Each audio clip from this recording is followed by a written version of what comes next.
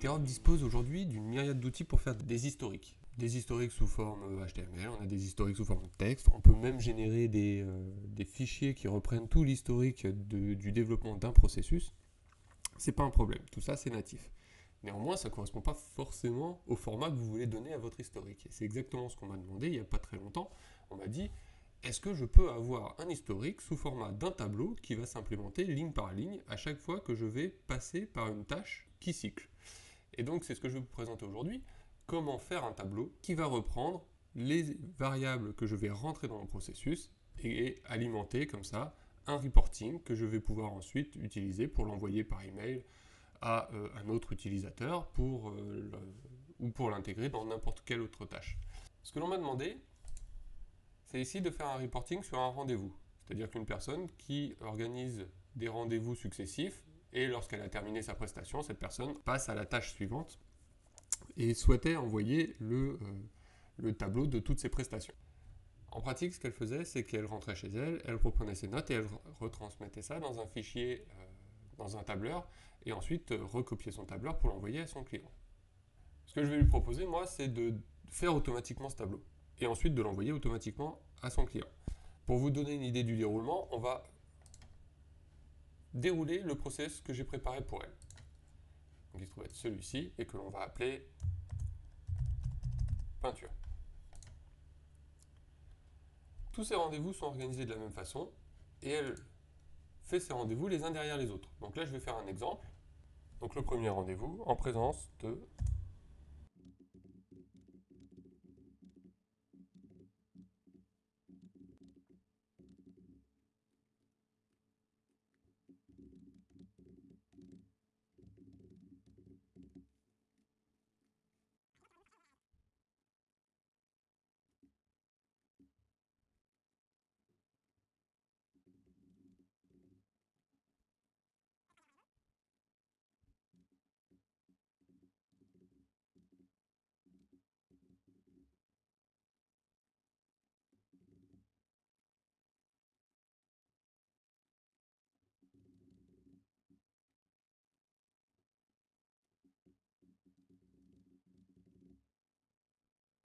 Et donc lors de ce dernier rendez-vous, on va déterminer qu'il est temps de clore le projet, et donc ce sera la clôture du projet.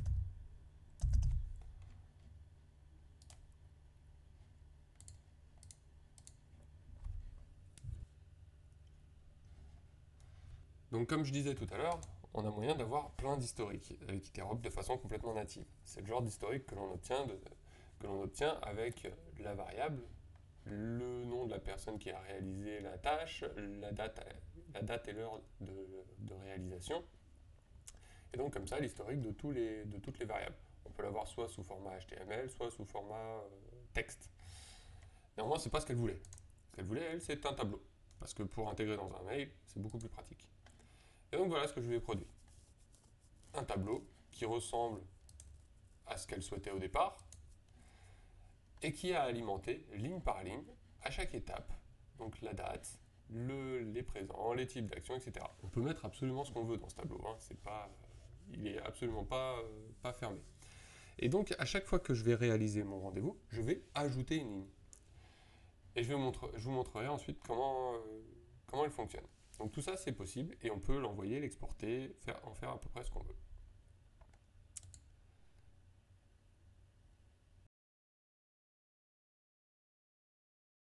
Comment est construit ce process? Je vais vous montrer. Pour ça, je vais aller dans Interop Design. Voilà. Donc ici, on a le process tel qu'elle me l'a envoyé. Et avec ce type de process, donc j'ai juste besoin d'une tâche qui va suivre pour afficher le compte-rendu, mais je peux générer le compte-rendu de façon complètement native et l'afficher. En revanche, pour faire le tableau, j'ai besoin d'un petit peu de script. Alors les tâches de script sont des tâches automatiques, telles que celle-ci, qui sont des tâches que l'on va rédiger soit en format Joule, soit en format JavaScript. Et aujourd'hui, on va utiliser du JavaScript. Donc pour ceux qui n'ont jamais fait de JavaScript, j'ai éclaté une tâche JavaScript en 3 tâches différentes de façon à ce que ce soit plus didactique. Ce n'est pas la façon la plus concise de faire un tableau. En revanche, c'est assez facile à comprendre, n'importe qui pourra comprendre et ajouter du JavaScript à ces process, même si vous n'êtes pas un informaticien de haut vol, un peu comme moi, quoi. Donc, ici, on retrouve la tâche dans laquelle je vais afficher mon tableau et dans laquelle je peux afficher n'importe quel historique. Comment on construit un tableau? Ça va être la question la plus difficile à comprendre. Donc, pour créer ce tableau, comment on va faire? Eh bien, la première chose à faire, c'est comprendre comment il est écrit sous format HTML. Alors, sous format HTML, un tableau n'est jamais qu'une très longue chaîne de caractères qui donne le format, qui donne la construction de toutes les lignes, la construction de toutes les cases, et ce, une par une. On va le construire en disant qu'ici, on va créer un tableau. On va créer un tableau et la ligne d'en-tête. C'est la première chose que l'on va faire. Donc on va créer la première ligne avec les en-têtes, à savoir date, présent, type d'action, etc. Ensuite, on va ajouter à ça l'ouverture de ce que l'on appelle le body du tableau, le corps du tableau, qui contient toutes les lignes. Et donc on va commencer une première étape, donc, qui sera comprise dans la première tâche de script ici. On va ouvrir le tableau, créer l'en-tête, ouvrir le corps du tableau. Ensuite, qu'est-ce qu'on va faire? On va enregistrer les variables dans la tâche de rendez-vous. Puis, dans la tâche de script qui se trouve ici, on va reprendre ce que l'on a créé et y ajouter à la suite le texte en JavaScript qui permet de créer la première ligne. En intégrant bien évidemment les données qui ont été renseignées pendant la tâche de rendez-vous. Puis, ce que l'on va faire, c'est que l'on va déterminer que l'élément de départ ne va plus être seulement l'en-tête et le début du corps du body, que l'élément de départ va être l'en-tête et la première ligne. Et on va cycler comme ça. Donc quand on va remplir les renseignements du deuxième rendez-vous, puis on va réactiver cette tâche qui va permettre de créer la deuxième ligne. En partant du tableau comprenant l'en-tête et la première ligne, on va y ajouter la deuxième ligne et les valeurs qui seront comprises dans la tâche. Puis on va associer à la variable de départ l'en-tête, première ligne, deuxième ligne. On va cycler, remplir les variables du troisième rendez-vous et repasser par la tâche de script pour ajouter la quatrième ligne et ainsi de suite. Donc ce que l'on fait, c'est que à chaque fois on ajoute une ligne et on considère que le départ de la tâche suivante sera le tableau complet à laquelle on ajoute une ligne supplémentaire. J'espère que le fonctionnement a été clair. Une fois que tous les rendez-vous ont été réalisés, eh bien, qu'est-ce qu'on va faire? On va sortir de ce cycle et on va aller activer cette tâche de script qui ne va faire qu'une seule chose, prendre le bloc de départ, c'est-à-dire à ce niveau-là l'en-tête et toutes les lignes, et y ajouter juste un tout petit élément qui va terminer le corps du tableau et qui va terminer le tableau. Et votre tableau, comme ça, est construit. Il comprend exactement le nombre de lignes nécessaires, c'est-à-dire que si vous voulez avoir 5 rendez-vous, vous aurez 5 lignes. Vous voulez avoir 25 rendez-vous, vous aurez 25 lignes. Et vous n'avez pas besoin, au lancement du projet, de savoir exactement combien de rendez-vous vous allez avoir. Donc ça vous fait un tableau qui est très très propre. Donc comment sont construites les 3 tâches de script? La première tâche de script, donc, comme j'ai dit, consiste à créer l'en-tête plus le tout début du corps du tableau. Alors, on va voir comment il est construit. Donc là, dans la visualisation, on a déjà une idée de ce que sera le tableau. Je ne vais pas rentrer dans un cours de JavaScript, par contre, je vais juste vous expliquer comment celui-ci fonctionne. L'objectif, c'est que vous soyez capable de reprendre les tâches de script telles que je les ai faites, de les intégrer dans l'un de vos process, n'importe lequel, et de pouvoir créer un tableau, je dirais, en utilisant le même principe et surtout en ne faisant qu'adapter un minimum le script que j'ai créé. Donc l'idée du fonctionnement du JavaScript, c'est de créer déjà des variables internes à la tâche. Donc ici, j'ai créé une variable qui s'appelle JSTableau, qui comprend le début du texte complet du tableau, à savoir l'ouverture du tableau, puis les caractéristiques du tableau, et ici la fermeture. Ici, ce chevron représente la fermeture de l'ouverture. Donc voilà, ici tout ce qui va vous permettre d'ouvrir le tableau. Ensuite, vous allez ouvrir l'entête de votre tableau. Puis vous allez ouvrir la première case de votre tableau, dans lequel vous allez mettre ce texte auquel vous pouvez ajouter un format, une couleur, écrire en gras, etc. Tous ces éléments s'intercaleront dans le format de la case, du moins de la cellule, si vous préférez. Puis vous allez fermer la cellule. Ensuite, vous allez ouvrir une cellule supplémentaire, mettre le texte, fermer la cellule. Puis ouvrir une cellule, la troisième cellule, mettre le texte, et ainsi de suite, jusqu'à la fin de la ligne que vous allez terminer ici, donc la fermeture de l'entête. Puis, c'est ce que je vous disais, on va ouvrir le corps du texte. Donc ici le body. Et donc ensuite, on va pouvoir ajouter toutes les lignes, une par une. Tout cet élément, on va l'intégrer dans une variable que j'appelle ici tableau. Donc j'ai repris le même nom pour faciliter l'utilisation. Donc la variable, j'ai fait un execution.set variable qui permet de créer ou d'alimenter une variable. Elle s'appellera tableau et elle comprend l'élément qui se trouve dans cette tâche de script qui s'appelle JSTableau. Donc cet élément-là, à savoir, elle comprend tout ce texte. Cette variable tableau, c'est ce que j'ai utilisé tout à l'heure sous le terme de bloc de départ. En réalité, c'est cette variable que l'on va alimenter à chaque cycle. C'est-à-dire qu'au premier cycle, elle ne comprend que l'entête. Au deuxième cycle, elle comprendra l'entête plus une ligne supplémentaire, la première ligne du tableau.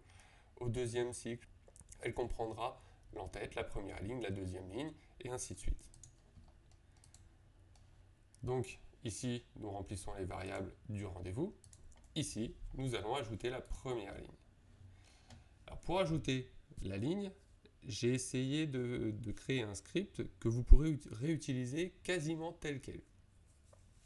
C'est-à-dire que vous faites un copier-coller et vous n'avez qu'à changer le nom de vos variables, y compris les variables ici que je réutilise au sein des tâches de script. Celles-ci, vous pouvez les garder telles quelles. Les seules que vous allez changer sont celles que vous allez récupérer de iterop, dont le nom correspond au nom que vous leur avez donné dans votre process. Donc je crée une variable interne à la tâche et que je vais appeler J0 pour vous permettre de les reprendre facilement. Et je vais lui donner comme valeur les valeurs que j'ai dans le process. Ici, J1 par exemple, c'est dans la tâche rendez-vous le nom de la ou des personnes qui ont assisté au rendez-vous. Si vous voulez y avoir accès assez facilement, vous faites un clic droit sur la tâche, vous insérez une variable. Nous, on trouve cette variable dans la tâche rendez-vous, c'est le nom de la ou des personnes. Ici, si je clique sur ça, j'obtiens ce texte-là. Et donc, dans ma première tâche, si vous vous souvenez bien, à l'intérieur de cette variable, il y a Madame Blanche, Madame Violette, Monsieur Bleu, Monsieur Vert, Madame Noire, si je me souviens bien. Cette variable, à l'intérieur de cette tâche, je vais l'appeler JS1, et ça va me permettre, lorsque je vais créer la ligne, donc elle est ici, hein, d'appeler ce texte sous le format JS1. Donc je vais récupérer toutes mes variables, JS2, JS3, JS4, et je vais récupérer le tableau que j'ai créé dans la toute première tâche de script, à savoir l'entête plus le début du corps. tout ce texte est compris sous la variable tableau dans Interop. Moi, je vais intégrer pour cette tâche, je vais lui donner le nom de JSRésultat. Je vais ensuite créer une variable dans cette tâche que je vais appeler JSRésultat2 qui sera égale donc à JSRésultat, toujours pareil, l'entête plus le début du body, suivi de l'ouverture d'une ligne, ici, suivi de l'ouverture d'une cellule, puis le texte qui est compris dans la cellule, puis la fermeture de la cellule. Enfin, on continue, l'ouverture d'une cellule, le texte de la cellule, fermeture de la cellule, et ainsi de suite, jusqu'à la fermeture ici de la ligne. Le TR pour fermeture de la ligne. Et ensuite, je vais mettre dans la variable tableau le résultat que j'obtiens avec JSRésultat2, à savoir, ici j'ai l'entête plus le début du body, plus la première ligne. Donc, tout ce texte sera regroupé sous le nom de la variable tableau. Et c'est cette variable tableau qui va boucler. Et la deuxième fois où je vais accéder à cette tâche de script, je vais remplir les mêmes variables, pas de souci.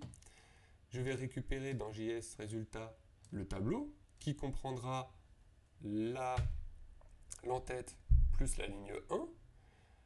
Je vais créer à nouveau résultat 2 qui comprendra entête plus ligne 1 à laquelle je vais associer ensuite le texte de la ligne 2. Je vais nommer tableau tout ce résultat et je vais ensuite cycler à la troisième tâche, le troisième rendez-vous. Je vais réactiver ensuite cette troisième tâche. Je vais rentrer mes variables et ainsi de suite. Et c'est comme ça que je crée mon tableau ligne par ligne. Jusqu'au dernier rendez-vous. Le dernier rendez-vous a lieu. Je vais ajouter ma dernière ligne. Ici, j'ai une porte logique qui soit me fait cycler tant que je n'ai pas fini, soit m'emmène vers cette tâche de script lorsque j'ai terminé. Et donc, je vais fermer mon tableau. Pour fermer le tableau, je n'ai qu'une seule chose à rajouter à tout le texte de mon tableau, à savoir la fermeture du body et la fermeture de la table. Tout le texte du tableau, je l'inclus dans une variable qui s'appelle visu, parce que je voulais la visualiser, bêtement. Et donc je vais, dans la variable visu, intégrer le texte de JSVisu qui se trouve être cette variable-là.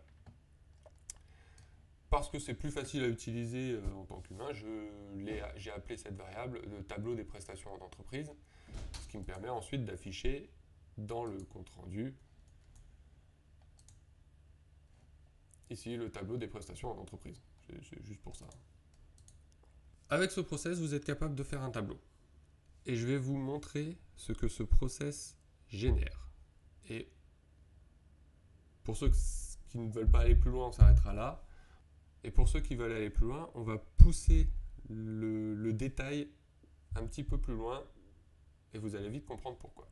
Je crée un nouveau tableau en utilisant ce process et vous allez comprendre le problème.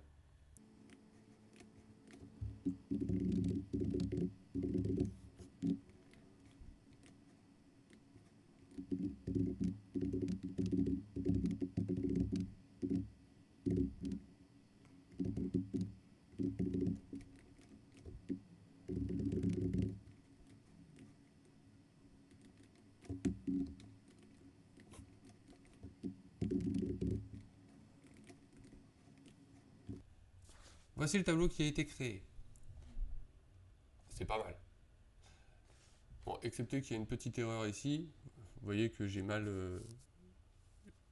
juste mal compté mes cellules. C'est-à-dire que j'ai une case en trop ici. Bon. Mais ce problème n'est que... c'est pas un problème, c'est une erreur. Non, le problème majeur, c'est ici la représentation de la date. C'est une représentation qui, d'un point de vue informatique, est très compréhensible, d'un point de vue humain, est très... bon, pas très jolie, quoi. Et le deuxième problème, c'est ici. Ici, pour la liste le choix multiple que j'ai réalisé, j'ai tous mes choix séparés par dièse dièse. Il y a moyen de présenter ça de façon plus sympa. Et donc pour ça, on va aller juste dans les tâches de script et on va ajouter des petits détails qui vont rendre les choses pratiques et jolies.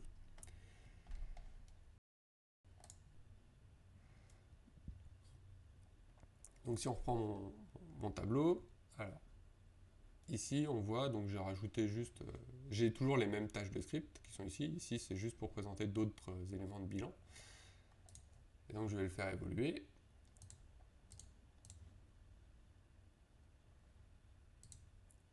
Je vais le configurer. Cette tâche-là n'a pas changé, si ce n'est le détail que j'ai corrigé la case en trop. Mais cette tâche-là n'a pas changé. Ce qui a changé, c'est cette tâche-là. Pourquoi? Parce que j'ai fait de la mise en forme des variables. On va commencer par la liste de choix multiples séparée par les dièses-dièses. Ce que je veux, moi, c'est des retours à la ligne. Je ne veux pas des dièses-dièses. Je veux la liste des différents types d'actions. Et donc, j'ai créé une variable que j'ai appelée JS2 dans laquelle j'ai mis le contenu de ma variable. Si je prends ce texte et que je le mets comme ça, j'ai la liste séparée par des dièses-dièses. Ce que je fais, c'est que il faut savoir que quand j'ai une liste d'éléments en choix multiples, les choix multiples sont séparés donc par ce double dièse. Ce que je veux, c'est remplacer le double dièse par quelque chose qui va me ramener l'élément suivant à la ligne. Et lorsque l'on fait du HTML, ce qui va ramener à la ligne, c'est le chevron BR chevron.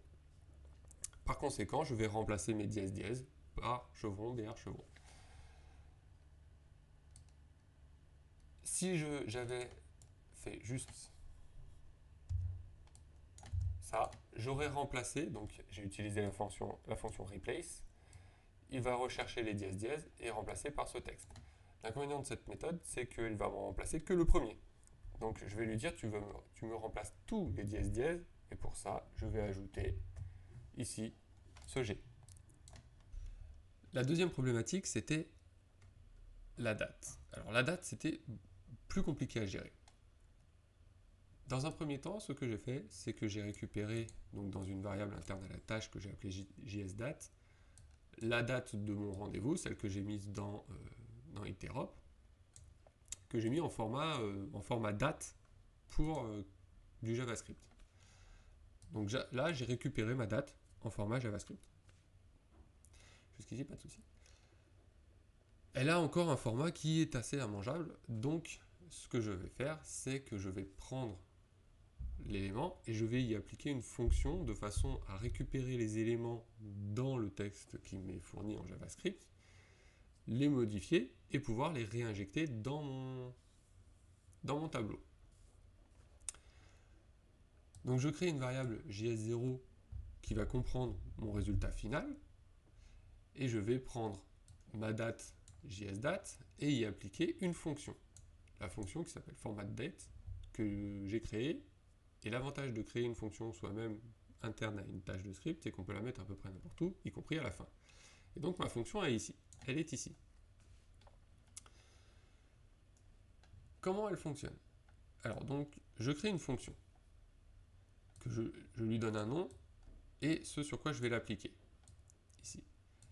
Et en utilisant ici la collade, j'ouvre en quelque sorte le fonctionnement de ma fonction, et je vais mettre à l'intérieur tout ce qui va se passer. Et je fermerai la collade ici, une fois que ma fonction est terminée. Je vais créer une variable interne à cette fonction que j'ai appelée day, et qui sera égale à la date, donc l'élément qui sera ici, auquel je vais appliquer une méthode de getDate pour récupérer le numéro du jour.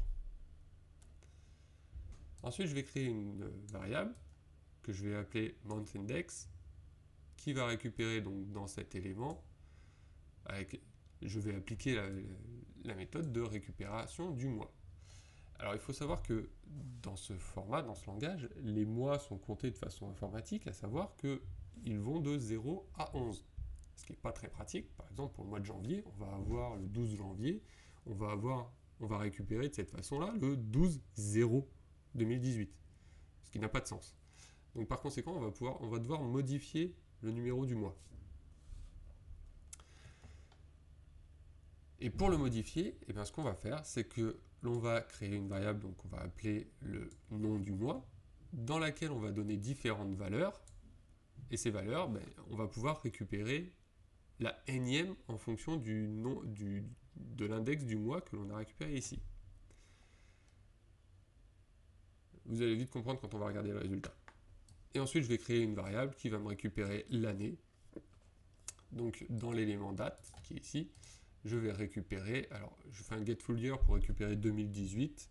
Voilà. Qu'est-ce que je vais demander comme résultat à cette fonction? Je vais lui demander de m'envoyer la variable jour, donc celle-ci, plus un élément d'une chaîne de caractères qui se trouve être juste un espace, ça me permet de séparer les différents éléments, plus le nom du mois, en récupérant le énième qui correspond à l'index du mois que j'ai récupéré dans la date, qui se trouve ici. Plus, toujours dans ma chaîne de caractères, je rajoute un espace, et le numéro de l'année, à savoir 2018 la plupart du temps, cette année. Voilà, donc j'applique cette fonction ici. Où est-ce que je suis? J'applique cette fonction à JSDate, ce qui me permet de passer d'un format ici informatique, qui se trouve dans JSDate, à un format humain, qui se trouve ici dans JS0. Et c'est ce JS0 que je vais intégrer ici, dans chaque ligne, dans la première cellule. Donc voilà comment modifier le format de la date, de façon à avoir une date un petit peu plus sympa qu'un truc purement informatique assez immangeable. Une dernière chose, je vais vous montrer ce qui est produit par les tâches de script. Il existe une fonction dans Interop qui consiste à faire un rapport en quelque sorte, de tout ce qui s'est passé dans le process. Absolument tout. Et elle va vous fournir nativement cet élément-là, à savoir l'enchaînement de toutes les tâches avec tout ce qui a été fait. À savoir que si on prend par exemple un des rendez-vous que j'ai réalisé, je vais obtenir le rendez-vous, la date, l'heure du rendez-vous, l'acteur qui a réalisé la date, son login Interop. Ensuite, je vais obtenir les différents éléments que j'ai rentrés dans les différentes variables, à savoir donc la date, le nom des personnes. Pour ce rendez-vous, par exemple, il y avait Madame Blanche, Monsieur Vert, etc. Le type d'action, tout ça, c'est tous les éléments que j'ai rentrés dans mon process. Et on peut voir de cette façon-là comment est créé mon tableau. Ce que je vous ai dit, c'est que la première tâche de script créait l'entête et le début du body. Et bien ici, vous avez l'ouverture du tableau, avec le format du tableau. Alors ici, la taille des bordures, le style avec la taille par rapport à l'élément qui va contenir le tableau. Ici, il fera 90% de l'élément qui le contient. L'ouverture de l'entête, l'ouverture de la première case, du moins de la première cellule, le contenu de la première cellule, fermeture de première cellule, etc., etc., etc. Et fermeture de l'entête, ouverture du body. On va réaliser le premier rendez-vous et on va avoir la première tâche qui enregistre les lignes. Et donc on retrouve tout mon en-tête, fermeture de l'en-tête, ouverture du body, ouverture de la première ligne, ouverture de la première cellule, contenu de la première cellule. Vous voyez que le format qui est ici est le format qui est généré par la fonction. Ensuite, fermeture de la première cellule, ouverture de la deuxième cellule, contenu de la deuxième cellule, fermeture de la deuxième cellule, ouverture de la troisième, et ainsi de suite, jusqu'à la fermeture, ici, de la ligne. Je vais avoir mon deuxième rendez-vous, repasser par ma tâche de script, et donc, comme tout ce texte est compris dans la variable tableau, que je réutilise au début de la tâche de script, je vais avoir l'entête, ici, ouverture de la première ligne,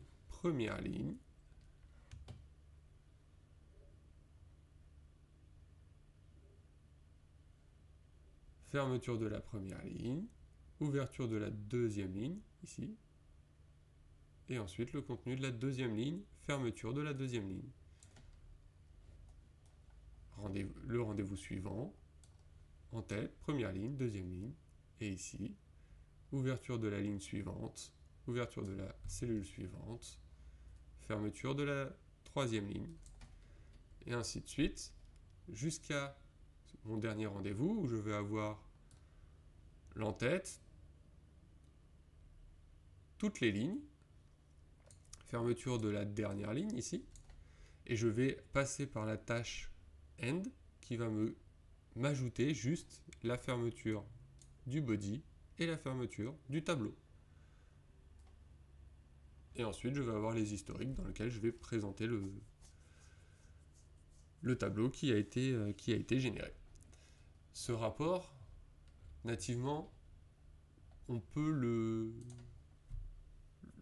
mettre en format PDF si vous voulez l'envoyer, l'historiser, faire des sauvegardes, etc. Et vous pouvez récupérer comme ça tout le contenu de votre process. Donc c'est un autre moyen d'avoir un rapport. J'espère que vous serez capable facilement d'intégrer un process, enfin du moins d'intégrer un tableau à votre process. Je vais vous donner juste un dernier détail, un dernier exemple. Si on regarde